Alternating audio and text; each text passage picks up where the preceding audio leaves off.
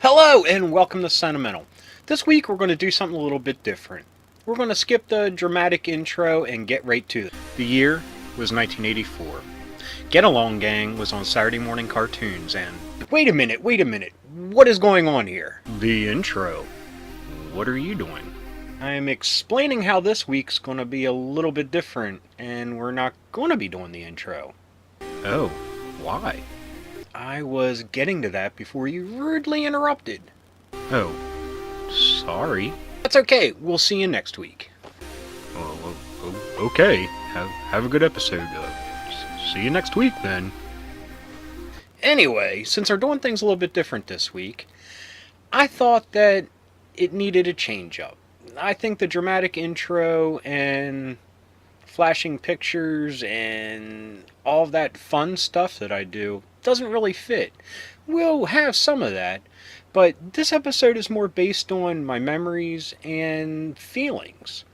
And I'm really curious if any of you out there share any experiences like these or feel the same way I do. So, enough of that. We're not here to talk about my feelings.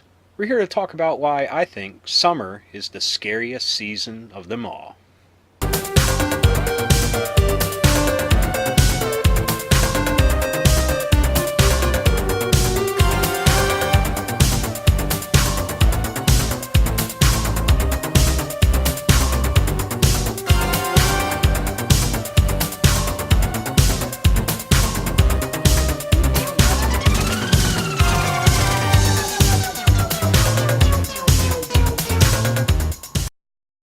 Hello and welcome to Sentimental. My name is Rob, and like I said, this episode is going to be a lot different than the other Sentimentals. We're going to talk about just my memories, and we're not going to delve into a lot of pop culture. And honestly, I'm going to try to stay away from a lot of movie comparisons with the topic tonight. And that topic is how I believe summer is the scariest of all seasons. I know. Halloween is the scariest of all holidays. So wouldn't that mean the fall is the scariest of all seasons? You know, to a degree it is, and to a lot of people it is. But I view Halloween a lot differently than most. Now, granted, I love Halloween. It's my favorite holiday. But one of the reasons it is, I believe that anything can happen on Halloween. To me, it's a very whimsical and supernatural night that the veil between the material world and a plane far away from ours of the morbid, the monstrous, the macabre, the veil between those two worlds is thin and things can pass in between. Now, to me, that's not scary. That's intriguing. The fantasy of it fuels my imagination. But anyway, enough of that. We're here to talk about summer, not Halloween. Now, a good way to start this is a little background of how I grew up. Now, we lived in a very old house, a very old small house. So old that it didn't have air conditioning, and at night, well, all day, but at night, the windows would be open with just a small screen. The doors would be left open with just a screen door. And growing up like that, you feel very defenseless. If something wanted to get into your house, it could. And behind my house was woods. I wouldn't even say forest, but a wood that was very dark and had a lot of wildlife. So at night, I would be up hearing everything, the katydids, the crickets, all manner of insects chirping away, and the yelping of foxes, deers trampling through the underbrush, and letting out their weird shrieks every once in a while. So, always on edge when it came to nightfall. And the one thing about summer and nights were you didn't have a bedtime, so you were up at all manner of night and experiencing all the different things that go with, living this nightlife that you don't experience throughout the year other than summer. Um, I mean, being up late at night playing the Nintendo and hearing weird crap going on outside. But almost what was even scarier was when those insects would stop, when it would be instantly silent. That was scarier than hearing the cacophony of insect voices ringing out. But getting to the point of not having air conditioning during the day, I was out on my bike all day long, all over the place, all over town, all over the countryside. And what was weird, because of the heat, you'd go through neighborhoods and people that were fortunate enough to have air conditioning, they were all inside. So it was like this desolate wasteland. It was quiet. The streets were bare. There were no kids out. That was kind of unnerving in just a little bit as you're cycling around. So that, I think, is a scary thing. Very post-apocalyptic. Um, Human life gone, devoid of anything.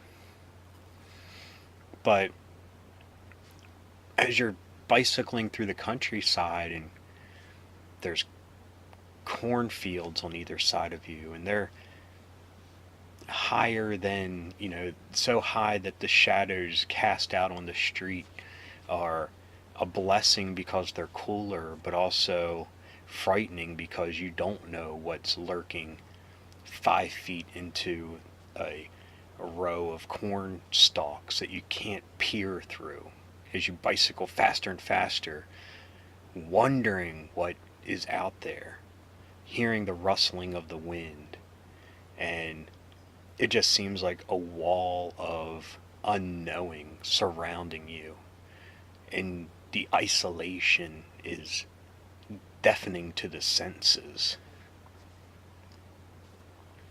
Now, I mean, I'm just curious, what other people had experiences like that growing up in the wild and wacky 80s, where we were left to our own devices. I mean, a lot of people, and I know I said I'd shy away from pop culture, but a lot of people wonder about Stranger Things. Oh, where are the parents? What are they doing just riding around? That that was life for us. At least it was in my small town. Another thing happened to me in the 80s that changed my life forever. And let's skip the dramatics here. It wasn't anything weird. But it was when I was introduced to the world of cryptozoology. There was a book that I was fascinated with in elementary school. A book by Daniel Cohen called America's Very Own Monsters. That book, some of the stories in it shook me to the core. One of those was the Mothman story, which nowadays everybody knows who Mothman is, and there's been movies made, many books, but probably one of the more popular of the American cryptids. But that one, but the one that really got me was Goatman, a human goat hybrid that haunted highways, swinging his axe at cars that would be stopped for lovers' lanes or broken down. The thing that really got me was it said Beltsville, Maryland. Now, I lived in Maryland, so boy, that wouldn't take Goatman long to hoof it on up my way, swinging his axe. So, and also with Mothman, it being West Virginia, I'd been there many a times. It's just a quick drive away, so that was pretty close if he wanted to flap his wings on up too. So as I sat there in the darkness of my bedroom with the windows open, those were the things that I thought about that were lurking outside in the woods. The hooves of deer cracking brush and leaves could have easily have been Goatman prowling outside.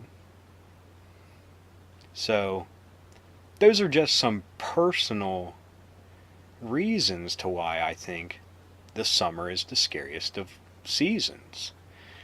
I mean, I'm assuming not a lot of people share that thought or have anything similar, but I would love to hear it if you do. So please hit up the comments. Tell me how it was the summers growing up for you, if you felt any of these feelings, or there was a particular critter that you thought was lurking outside your window during the summer months.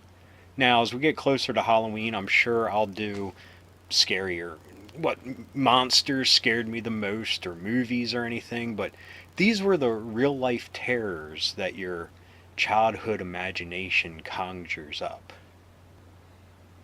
So, like I said, if you have any of the same memories or thoughts or feelings, please let me know. I'm really curious. And I apologize if this episode is very short and to the point, but we're hitting the middle of July, so my mind is thinking a lot of how it was growing up and those fears. And when I drive to work, I drive through farming country and cornfields are on either side, and my mind is whisked back to being a child on my little huffy bike and pedaling for all that life's worth to get out of that situation, because anything could jump out at the cornfield at you and pull you in, and no one would ever be the wiser.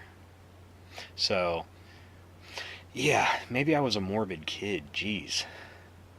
Anyway, thanks for watching.